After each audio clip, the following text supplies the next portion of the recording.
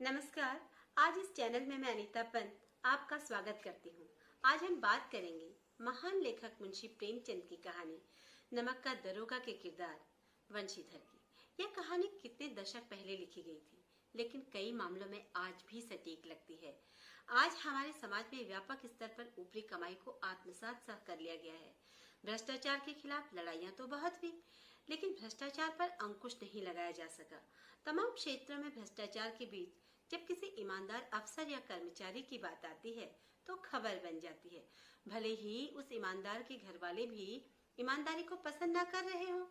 ऐसा ही तो हुआ इस कहानी के किरदार वंशीधर के साथ। वंशीधर ने जब ईमानदारी से चलने की ठानी तो समाज ने ही नहीं बल्कि वंशीधर ने भी के परिवार ने भी उसे अपनी नजरों से गिरा दिया।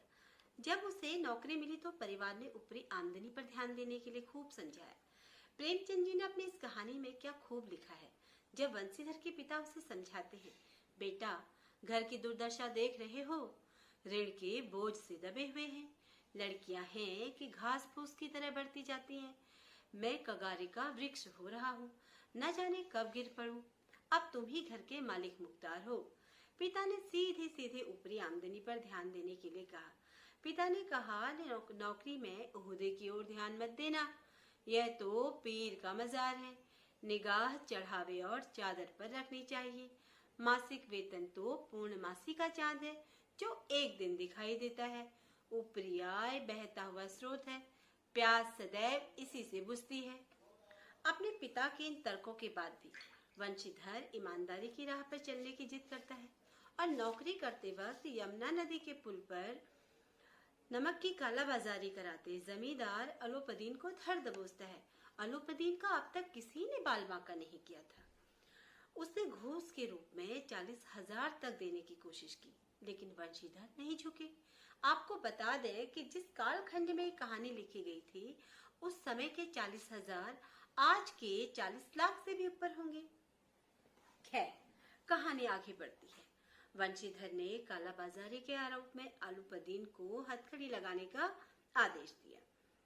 हालांकि सिस्टम भी उनके इस कार्य में उनका साथ नहीं दे रहा था। प्रेमचंद जी लिखते हैं कि बदलों से ही मन में दरोगा जी को गालियां देता हुआ पंडित अलोपदीन की ओर बढ़ा। उसने आदेश का पालन किया। अलोपदीन को हथकड़ी पहनाई गई और फिर उसे थाने लाया गया। सिस्टम में कैसे पेश होते हैं, इसका बखान प्रेमचंद जी ने बखूबी किया है। उन्होंने लिखा है कि अदालत में पहुंचने की देर थी। पंडित अलोपदीन इस अगाध वन के सिंह थे। अधिकारी वर्ग उनके भक्त, अमले उनके सेवक, वकील मुख्तार उनके आज्ञा पालक और अर्दली चपरासी चौकीदार तो उनके बिना मोल के गुलाम थे। पैसे के बलबूते पर वह छूट तो गया, लेकिन अब तक अलोपदीन की इज्जत पर बट्टा लग चुका था। जो समाज उसे इज्जतदार व शरीफ समझता था, अब वह उसके बारे में कुछ और सोचने लगा और अगली सुबह तक तो बालक वृद्ध सबके मुंह से एक ही बात सुनाई देती थी। जिसे देखे वही पंडित के इस व्यवहार पर टीका टिप्पणी कर रहा था। निंदा की बौछारें हो रही थी, मानो समाज से पापी का पाप कट गया हो। ईमानदार होने के बावजूद वंशीधर सिस्टम से लड़ते हुए अकेले पड़ जाते हैं।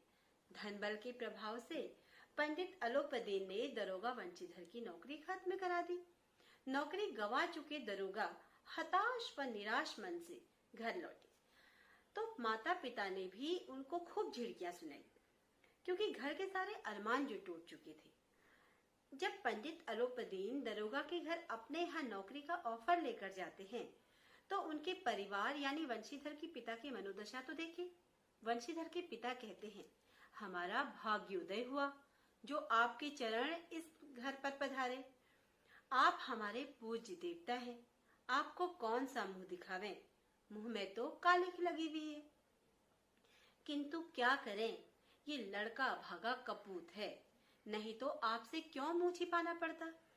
ईश्वर ऐसी निसंतान चाहे रखे, पर ऐसी संतान बिल्कुल न दे। ये संवाद कहीं न कहीं भ्रष्टाचार को आत्मसात करने जैसे ही लगते हैं, लेकिन जीत तो आखिरकार ईमानदारी की ही होनी चाहिए। कहानी का अंत भी ऐसा ही हो तो क्या कहने। प्रेमचंद जी ने ऐसा ही तो किया। कहानी के अंत में ईमानदारी की जीत दिखाते हैं। प्रेमचंद जी लिखते हैं, पंडित अलोपदीन की मन की यह धारणा टूट गई कि धन से धर्म यानी ईमानदारी को खरीदा जा सकता है। वंशीधर के इस आचरण को देखकर उन्हें ऐसे लोगों की जरूरत महसूस हुई जो ईमानदारी से उनकी कारोबार की देखरेख कर सके। प्रायश्चित स्वरूप पंडित अलोपदीन ने उस वंशीधर को आदर सत्कार के साथ अपने यहाँ नौकरी का ऑफर दिया, जिस वंशीधर ने उन्हें सरेआम जलील किया था। अपनी तमाम रचनाओं की तरह मुंशी प्रेमचंद जी इस कहानी की बुनावट भी बड़ी बेहतरीन तरीके से की है। कहानी बेहद प्रवाहमय है, इसीलिए यह कालजयी कहानी बन गई। आज वंशीधर जैसे ईमानदार अफसरों की जरूरत है। वैसे गाहे बगाहे हमें ईमानदार अफसरों की कहानी सुनने को मिलती रहती है। नमक का दरोगा बेशक कई दशक पहले लिखी गई, लेकिन इसका संदेश सामयिक है। तो अगली बार किसी और किरदार की चर्चा के दौरान आपसे मुलाकात होगी। तब तक के लिए इजाजत दीजिएगा।